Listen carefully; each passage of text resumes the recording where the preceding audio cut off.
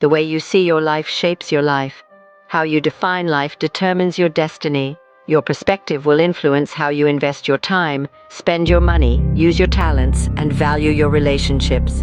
You will discover that there are as many different answers to that question as there are people. I've been told life is a circus, a minefield, a roller coaster, a puzzle, a symphony, a journey, and a dance.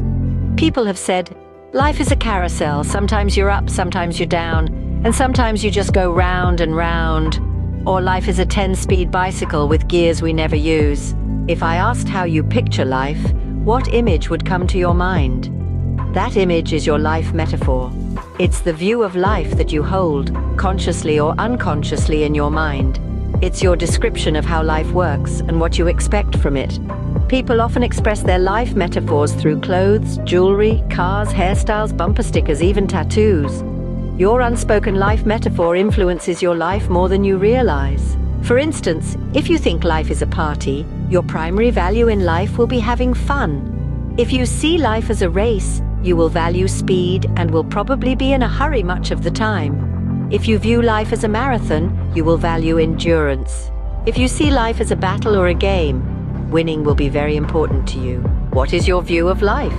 You may be basing your life on a faulty life metaphor. The Bible offers 3 metaphors that teach us God's view of life. 1. Life is a test. This life metaphor is seen in stories throughout the Bible. God continually tests people's character, faith, obedience, love, integrity, and loyalty. God tested Abraham by asking him to offer his son Isaac. Adam and Eve failed their test in the Garden of Eden, and David failed his test from God on several occasions. But the Bible also gives us many examples of people who passed a great test, such as Joseph, Ruth, Esther, and Daniel. You will be tested by major changes, delayed promises, impossible problems, unanswered prayers, undeserved criticism, and even senseless tragedies. When you understand that life is a test, you realize that nothing is insignificant in your life.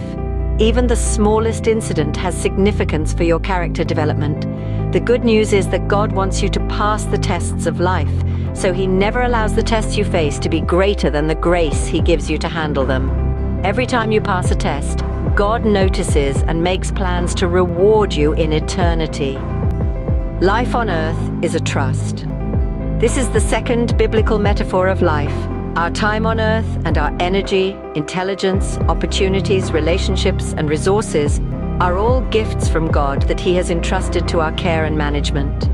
This concept of stewardship begins with the recognition that God is the owner of everything and everyone on earth. The first job God gave humans was to manage and take care of God's stuff on earth. This role has never been rescinded.